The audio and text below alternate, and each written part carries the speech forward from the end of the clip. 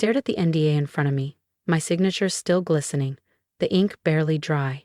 My fingers grazed the cold marble conference table, the same one I'd sat at for nearly a decade, building what we once called our revolution. 9 years of back-to-back 70-hour weeks, missed anniversaries, caffeine-fueled hackathons, brutal investor meetings, and countless overnight product launches. And now the baby was done, just like that. Across from me lounged Adam Brooks, the CEO. He reclined lazily in his chair, as if gutting me from the company we built was just a formality. His designer suit, the fake empathy in his voice. It was all so rehearsed. "We're moving forward with someone who brings a different type of leadership," he said smoothly, as if that made this betrayal less brutal. "Let's be real, Zoe. You were never the reason we made it this far." The words stung sharper than I expected. Still, I forced my face into a mask of calm professionalism, the same way I had countless times before. My stomach twisted, but I only nodded once. "I understand," I said, my voice calm. Even now, I wouldn't give him the satisfaction of seeing me break. "That's me, Zoe Keller, former CTO and co-founder of Apex Grid Technologies." Adam didn't even glance up as I pushed back my chair and stood. He was already typing some triumphant email to the board, claiming a seamless leadership transition. I walked the glass-lined hallway one last time, past the dev teams refining systems I had personally architected, past the marketing desks still running campaigns I'd designed when we had nothing but dreams and debt. Nobody noticed. Nobody knew. I passed Noah, one of our youngest engineers, who smiled brightly. "Early day, Zoe?" "Something like that," I answered, my voice steady. My office was already stripped down to a single box. One cracked coffee mug, a photo of my sister and me grinning at Apex Grid's very first pitch night, and an old journal filled with system diagrams and strategic sketches. That's all they left me with. Or so they thought. What Adam didn't realize, what he never cared to notice, was that I had documented everything. Every architectural overhaul, every major version roadmap, every technical decision where my initials quietly led the charge. Especially the optimizations that secured our $12 million 0-cent Series B. He thought cutting me loose would erase me. He couldn't have been more wrong. But I had learned something early, watching my aunt, who raised me, fight tooth and nail to build a small tech consultancy from scratch, only to have it gutted during a shady acquisition. You never walk into a battle without receipts. As the elevator slid down from the 20th floor of Apex Grid's tower in downtown Denver, the reality of it all finally started to settle in. I wasn't angry, aita, just hollow. But underneath the shock, a sharp clarity was cutting through. Maybe for the first time in years. Apex Grid had consumed my life. I'd sacrificed friendships, birthdays, even my health chasing deadlines and product rollouts. And now, Adam Brooks, the man who once toasted me as the company's secret weapon, had discarded me like a spent pawn. I reached my car, started the engine, but didn't drive. I just sat there in the parking garage, listening to the faint hum of fluorescent lights overhead. Then I picked up my phone and called Harper, my lawyer and longtime friend. "It's done," I said quietly. "I'm sorry, Zoe," Harper said, steady and professional as always. "Did he give a reason?" I repeated Adam's cold, rehearsed words. Hearing them again made them sound even more pathetic. Harper paused, then asked, "You still have the files?" "Every single one," I confirmed. "Good. We'll meet tomorrow. It's time to talk about your next moves."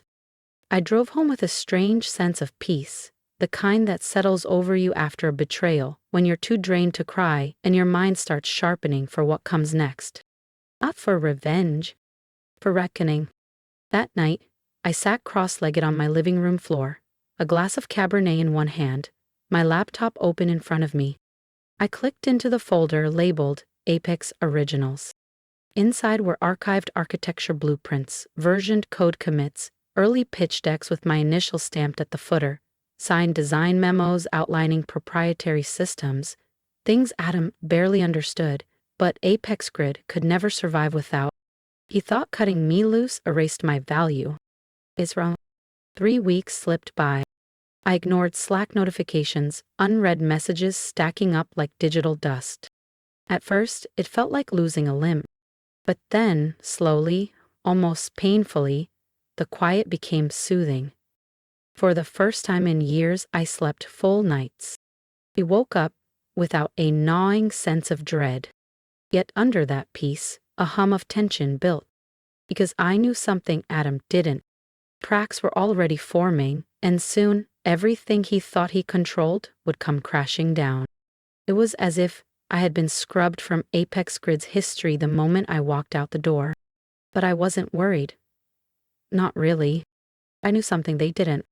You don't rip out your foundation and expect the building to stand. I hadn't designed Apex Grid's systems to be complicated. They were elegant, fast, but highly specialized. Custom built by me, layer by layer. Sure, the surface-level documentation existed, but the real knowledge, the optimization tricks, the failure protocols, the hidden logic trees, those lived in my mind and in files no one else had ever touched. Months before Adam ousted me, I had warned him, we need redundancy, we need training. He had waved it off. Later, Zoe. First we scale, then we clean up. He hated hearing that his perfect company had cracks in it. So I waited. And then, one rainy Tuesday morning, the first crack found me. I was sitting at a corner table in a downtown coffee shop, sipping an Americano, when my phone buzzed. Unknown number. I let it roll to voicemail. A few minutes later, a text popped up. Text from Drew, Senior Systems Dev, Apex Grid. Hey Zoe, really sorry to bug you. Quick question. Do you remember the load management rules you embedded in the V3 architecture? We're hitting some bottlenecks. I stared at the screen. V3. The system version that carried us through the $12 million, 0 cents Series B. The one built around my proprietary adaptive routing model. There was no way Drew had the real schematics. Adam once called that version Zoe's magic sauce. I didn't respond. Not yet. The next day, another ping. Text from Melina, UX lead. Hey Zoe, random question. Do you remember where the UI fallback scripts were stored for the analytics dashboard? The new deployment is freaking out and we can't find the old backups. Yeah, blink. That dashboard was untouched for almost a year. What had they broken? And then they shake. Another. Text from Eli, the junior dev I once mentored. Hey Zoe, just wanted to say, things are bad here. Troy, the guy Adam brought in, has no idea how to manage the systems you built. It's chaos. Devs are scared. Thought you should know. I stared at the message for a long time. I should have felt furious. Instead, all I felt was this cold, hollow ache. Because deep down, I still cared. I had loved Apex Grid once. And now, I was watching it slowly collapse without me. I loved the people. The mission. Apex Grid had been so much more than just work. And now, it was rotting from the inside out. I called Harper. They're starting to reach out, I told her. Developers. Engineers. Even one of the interns. There was a brief silence on the line. And what do you want to do? She asked calmly. I exhaled. Nothing. Not yet. You sure? Yes, I said, steady. Adam made his decision. I'm just watching the consequences unfold. Smart, Harper replied. We let them sink, just enough to realize who's still holding the life raft. The next morning, it wasn't a developer who contacted me. It was a client. Subject, urgent Apex Grid platform issue. From Grahil Donovan, CTO Meridian Data Solutions. Hi Zoe. I know you're no longer at Apex Grid, but our team is facing critical issues with the API integration you originally developed for us. The new engineering contact isn't responding, and we're seriously considering pulling our contract. Is there any chance you can guide us in the right direction? I stared at the email. Not a help desk ticket. Not a company outreach. Me. Rachel was one of our largest enterprise clients. Meridian data made up nearly 15% of Apex Grid's annual recurring revenue. If they were thinking about walking, the board would feel it, and panic would not be far behind. I didn't reply to Rachel's email. Not yet. Instead, I forwarded it to Harper with one simple line. It's starting. She called me within 10 minutes. We need to start talking strategy, Harper said briskly. I nodded, pacing slowly across my apartment. Because sooner or later, Adam Brooks was going to call. And when he did, Harper said sharply, this time, it's on your terms. By week 4, Apex Grid was starting to resemble a house riddled with termites. From the outside, it still stood proud. The website was polished. The latest press releases bragged about bold new leadership and dynamic scaling initiatives. But underneath, the damage was spreading fast. Through the tech community grapevine, the whispers were growing louder. Clients complaining about outages. Engineers posting anonymously about internal chaos and failed deployments.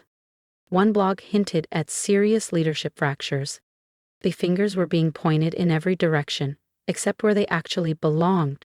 Troy, the so-called seasoned expert Adam had brought in to replace me, was trying to manage the systems I had handcrafted. And from what I could tell, he was breaking them, one piece at a time. That Thursday, I met Harper at her office. When we sat across a long table, organizing every version history, every system diagram, every proprietary algorithm. Because it wasn't just about watching them fall anymore. It was about deciding what came next. If you're ready to see what happens when the tables turn and how Zoe makes them pay on her terms, don't forget to subscribe. Trust me, you won't want to miss what's coming next. We spent the afternoon cataloging timestamp development logs, archived architecture blueprints, and compiling old email chains between Adam Brooks and me. Especially the ones where I had warned him, in plain, undeniable language, about the complexity of the system builds. And his typical reply? Looks great, Zoe, said within minutes, clearly without reading a word. Harper tapped one of the printed threads and smiled slightly. You realize you could make a strong case for misattributed ownership if this escalates. I shook my head. I don't want to sue them, I said quietly. Harper looked up from the documents, studying me. I don't want revenge, I added. I want acknowledgement. I want them to say it, out loud, that I mattered, that Apex Grid needed me, that they were wrong. She nodded slowly, understanding. You don't need to destroy them, Harper said. You just need the truth. And right on cue, as if summoned, my phone rang that afternoon. Caller ID Adam Brooks. I let it ring through to voicemail. 10 minutes later, he tried again. Then came Adam Brooks. Zoe, I think it's time we talked. Some unforeseen complications have come up. We could really use your expertise for a short consultation. Happy to compensate you generously. I stared at the message, half smiling. Generously. Funny how fast the man who said I was never the reason we got this far was now scrambling to drag me back. I didn't reply. Not immediately. Instead, I forwarded the text to Harper. Me. He's calling. Harper. Told you he would. Let him sweat. Every hour that passes, your value doubles. By the next day, 3 more messages from Adam. Thoughts shifted with each one. First polite, then desperate, then almost apologetic. Adam Brooks. Look, Zoe, I know things got tense. That wasn't personal. You know how pressure gets. Let's find a way to work together. I waited until Sunday to respond. Hi, Adam. Currently tied up with other commitments. Unable to take on new work at the moment, but I appreciate you reaching out. Hope things at Apex Grid are going well. Short, light, non-committal. He called again almost immediately. This time, I picked up, just to hear the panic bleeding into his voice. Zoe, thank God. Listen, I know things got complicated, but we really, really need your help. Troy's been having some difficulties with a few of your systems, Adam said, his voice strained. It's causing serious delays. I sipped my tea calmly. I'm sorry to hear that, I said evenly. But I'm not sure how I can help. I no longer work there, remember? Don't be like this, he pleaded. I'm offering real compensation. He paused, then added, 6 figures for a short-term consulting contract? I let the offer hang in the air for a moment before responding. That's very generous, I said. But let me ask you something, Adam. Didn't you say I was never the reason Apex Grid got this far? Silence. A cough on the other end. I may have underestimated your role, he muttered. The product isn't functioning the way it used to. Clients are furious. The dev team's drowning. We need your insight. I let the silence stretch so long it became uncomfortable. Finally, I said coolly, let me think about it. And without waiting for a response, I ended the call. Later that night, I met Harper for a late dinner at a small, tucked-away Italian restaurant we both loved. I told her everything. He's desperate, I said, pushing my untouched pasta around the plate, but not desperate enough to admit what he did. Yet, Harper corrected with a smirk. Give it time. A few more missed deadlines, a few more angry clients. He'll be saying your name like it's a prayer. I glanced at the menu without really seeing it. I don't want to go back there, I admitted. But I do want to be the person they have to crawl to when it all collapses. You already are, Harper said simply. They just haven't realized it yet. I smiled faintly. And for the first time since Adam blindsided me, I didn't just feel satisfaction. I felt power. Real quiet earned power. Not taken through revenge, built through undeniable truth. And I was only getting started. By week 6 after leaving Apex Grid, my phone wasn't just lighting up with desperate devs and abandoned clients. This time, it was bigger. Subject, quick chat? From Rachel.Langston@brightedgecapital.com. Rachel Langston, one of our original Series B investors. Sharp-eyed, brilliant, the kind of person whose quiet words shifted millions. If Rachel was reaching out, something fundamental had changed. I opened her email. Hi, Zoe.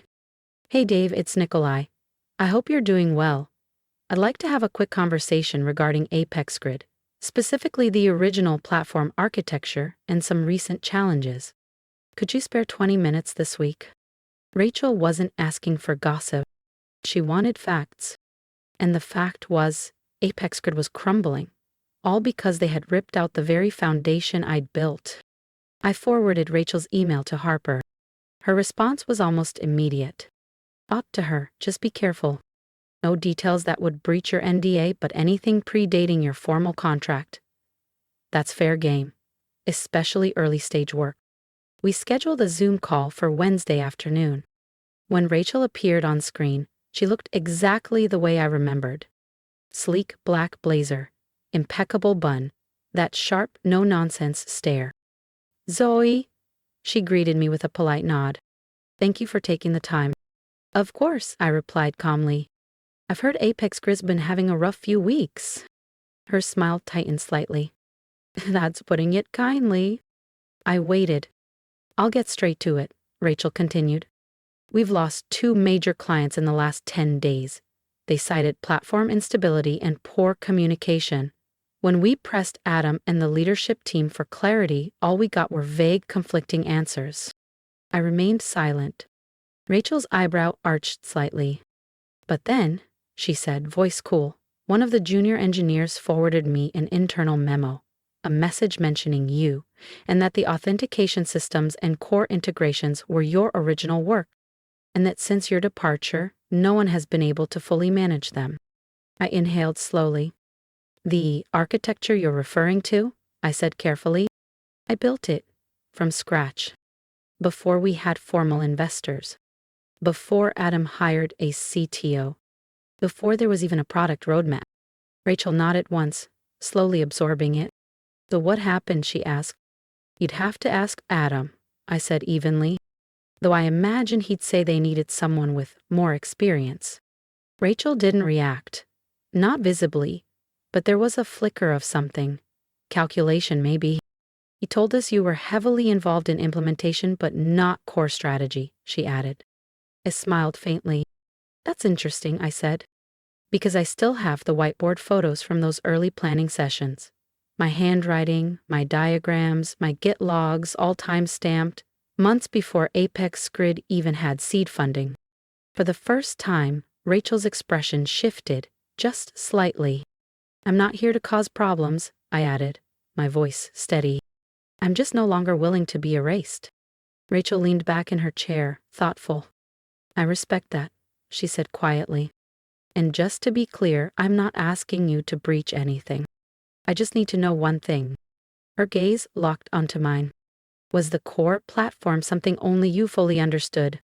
I didn't hesitate. I built the authentication layer, the dynamic load balancing, the backend failover sequences, and most of the dashboard logic. I paused. And yes, it's all highly customized. All optimized specifically for Apex Grid's user flow, I added. Rachel nodded again, slowly. And Troy? I asked, my voice calm. She didn't answer immediately, but she didn't have to. The tightening of her jaw told me everything. I see, I said softly. We sat in silence for a long beat. I'll be frank, Zoe, Rachel said finally, her tone sharper now. We're holding an internal meeting with the other investors this Friday. She leaned forward slightly. There's growing concern about leadership decisions, about potential misrepresentation. She paused, then added, I'd like you to attend. Strictly as an observer, if that's more comfortable. I hesitated. I'll need to consult my attorney, I said carefully. Of course. After the call ended, I stared at the blank laptop screen in front of me. And there it was, that old familiar fire rising in my chest. Not rage, not bitterness. It was the unmistakable sense that the tide was shifting. The same feeling I had at our very first funding pitch, back when we landed that modest $250,000 0 cents angel check, and Apex Grid was still nothing but a dream on a whiteboard. I picked up the phone and called Harper. Rachel Langston wants me in that meeting, I told her. Which means, Harper said, the board is finally seeing the cracks Adam tried so hard to paper over. He said I could just observe, I added. But you and I both know, if I'm in that room, they'll start asking questions. And you'll have answers, Harper said firmly. There was a brief pause. We prepared. Friday morning arrived under a heavy gray sky. There was a tension in the air I could feel down in my spine. I arrived at Bright Edge Capital's downtown offices 20 minutes early. Harper walked beside me, looking razor-sharp in a navy blazer, carrying a slim leather folder that probably held more leverage than anyone in that building realized. At the door, she squeezed my shoulder lightly. Remember, she said, her voice low.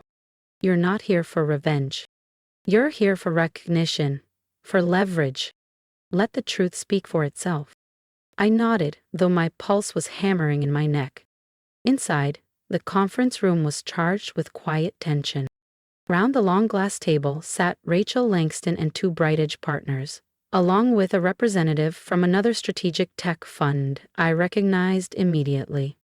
Across from them, Adam Brooks, Troy, and two Apex Grid board members, both looking like they hadn't slept in days. Adam's face drained of color the moment he saw me. He hadn't been warned. Zoe, he said, forcing a tight smile. I didn't realize you'd be joining us. I returned a smile, cool and controlled. I was invited, I said smoothly, settling into the seat beside Rachel. Strictly as an observer. Troy dropped his gaze to the table, avoiding my eyes entirely. The meeting opened with Rachel calmly laying out the agenda. Officially, it was about performance issues, missed targets, and client dissatisfaction. But everyone in the room knew the truth. This was a leadership reckoning. We've seen a 17% drop in enterprise platform usage over the past month, Rachel said, flipping through a sharp-tabbed report. Support response times have doubled. There's been substantial turnover in your development team. And your latest software release caused 3 major client systems to crash. Adam shifted uncomfortably in his seat. We are aware of the issues, he said stiffly. We've been working around the clock to stabilize. And yet, One of the other investors, a strategic partner from Meridian Tech Fund, cut in. We keep hearing the same feedback from both technical staff and clients. He glanced across the table. We don't understand the system. Zoe Keller built it. My name dropped into the room like a hammer. Adam opened his mouth to speak, but I beat him to it. I won't comment on Apex Grid's current operations, I said carefully, my tone even. But I can confirm, the core systems including the architecture, the security framework, and the internal management tools were developed and implemented by me. I paused. I wrote the original code base. My records. I maintained the version control until my departure. And I documented everything extensively. Rachel nodded smoothly. We've reviewed Zoe's documentation. It's thorough, time-stamped, independently verified. Adam leaned forward, his voice tight with controlled panic. With all due respect, Zoe wasn't working alone. She was under contract. Everything created during her tenure belongs to Apex Grid. Harper didn't blink. You're referring to the standard employment agreement, she said coolly, which we've reviewed carefully. However, the authentication layer and core data synchronization systems were initially developed by Zoe prior to her formal employment. She slid a slim file across the table. She has GitHub repositories and time-stamped project logs dating back over a year before she signed on officially. There is no signed IP transfer agreement for that pre-existing work. The room fell into a stunned, heavy silence. Troy finally spoke, his voice small, almost broken. I wasn't able to reverse engineer it. We've tried. It's too customized. I glanced at him.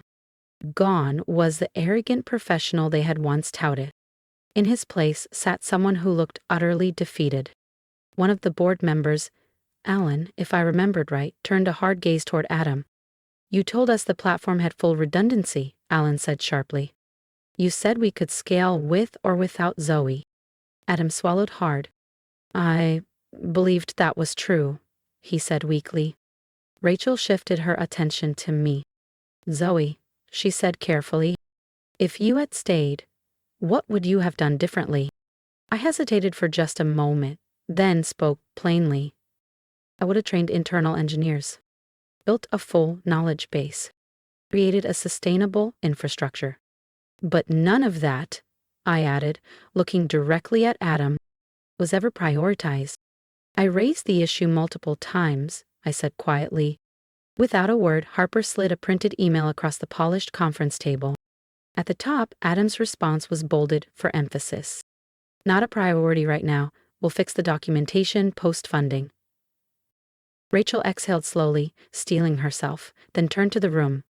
I think the situation is clear, she said crisply.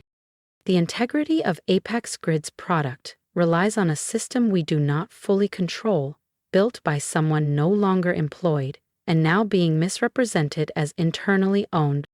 One of the board members, a senior partner from Meridian Tech Fund, leaned forward. What are you suggesting? He asked, his voice cautious. Rachel's gaze locked directly on Adam, unflinching. 2 things, she said. First, a formal correction of the record. Second, a licensing agreement with Zoe Keller for continued use of the authentication framework, with fair compensation and full attribution. And Adam? Another investor asked, his tone sharper than before. Rachel didn't even blink. That's for the board to decide. Adam finally turned to me. Gone was the smugness. Gone was the polished arrogance. All that was left was a man trapped in a corner of his own making. I said nothing. I didn't have to. 2 weeks after that meeting, the news broke. Apex Grid announces leadership restructuring amid platform turmoil. The press release didn't mention Adam by name, but the tech blogs, they filled in the blanks. Within days, LinkedIn buzzed with rumors. Quiet executive exits. Temporary advisory roles. Leadership realignment. And amid all of it, one name was suddenly everywhere. Zoe Keller, the mind behind Apex Grid's architecture. It felt surreal. After years of building systems quietly behind the scenes, years of being overlooked in pitch decks and client meetings, suddenly, I wasn't the one who got fired. I was the architect they couldn't survive without. Rachel Langston reached out again. This time, not as an investor cleaning up a mess, but as a strategist with a direct offer. We want to reestablish stability, publicly and internally. The board unanimously supports offering you the CTO role, with full creative control over the technical division. We'll handle the PR. You name your term. I didn't respond immediately. Not because I was unsure, but because I was still processing how far I'd come. The girl who once fought for a seat at the table was now being asked what size and color she wanted her chair to be. And right on cue, my phone buzzed again. Caller ID. Adam Brooks. I let it ring twice before answering. "Hi, Adam," I said calmly. He sounded tired, defeated. "Zoe," he said quietly. "I just wanted to call and say thank you." "For what?" I asked, my voice cool but steady. "For not throwing me under the bus," he muttered. "Ellie, in front of the investors." "You did that on your own," I said, my voice even, not unkind. Adam sighed heavily on the line. "I messed up," he said. "I got caught up in appearances. I didn't see the foundation because I was too focused on the spotlight." He hesitated. "And now, I see it. Everything you built. Everything you held together. And I'm sorry." There was a pause. A year ago, hearing that might have broken me open. Now, it's just leaving Stoneside.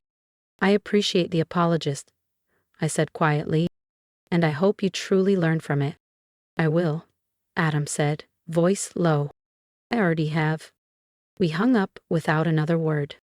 That evening, Harper and I finalized the licensing agreement. It was clean, ironclad. I would retain ownership of my systems. Apex Grid would pay royalties for continued use. And more importantly, a public statement would correct the record, permanently attaching my name to what I had built. The next morning, I walked into Apex Grid's downtown office. As a struggling ex-employee, as a licensed partner, and the newly appointed Chief Technology Officer. The walls looked the same. The air felt different. Developers glanced up as I passed. Some whispered. Some smiled. Eli, my former intern turned full engineer, hurried over. "You're back?" he asked, wide-eyed. "In a way," I said, smiling. That afternoon, I gathered the entire tech team. No threats, no blame. Discipline. "We're rebuilding," I told them. "Not just the code, but the culture, the trust, the future." They listened. Really listened. By the end of the meeting, belief flickered back into their eyes. In the following weeks, Apex Grid transformed. We hired new talent. We stabilized the platform. We won back clients who had nearly walked away. Investor confidence surged again, but more importantly, so did my own. Because this time, I wasn't standing in anyone's shadow. I wasn't surviving anymore. I was leading, and people were noticing. Emails flooded in, not job offers, but partnership invitations. A month later, I stood on a stage at the Women in Tech Summit, speaking to a packed crowd. And when I was forced out of the company I helped build, I said, I thought it was the end. It wasn't. It was the part where I stopped surviving and started building something better. Applause filled the room. And for the first time, I didn't just feel seen. I felt unstoppable. If my story resonated with you, I'd love to hear it. Share your thoughts in the comments. Tell me about a time you stood your ground or rebuilt after someone tried to tear you down. Your voice matters, just like mine finally did. If there's one thing I've learned, it's this. You don't have to scream to be powerful. Sometimes the quiet work you do, the integrity you hold on to, it's what builds a foundation no one can erase. Keep building, keep believing, and if you haven't yet, subscribe. There's so much more we're about to rise through together.